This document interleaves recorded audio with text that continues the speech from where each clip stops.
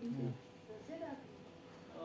मेरे लिए कब्जी की दवाई लेके आ प्लीज़। ओपीडी से बोलना मैम पेशेंट है, ऊपर है, उसको कॉन्स्टिपेशन हो रही है, इसके लिए टेबलेट दे दो। हमने 2 बार किया ना। नहीं मैम, नीचे जोर जा रहा है मुझे, प्लीज़। 6 बजे इसको फिल करना है, फिर उसके बाद रात को 1 बजे फिल करना है, फिर सुबह 7 बजे फिल करना है, ठीक है? हाँ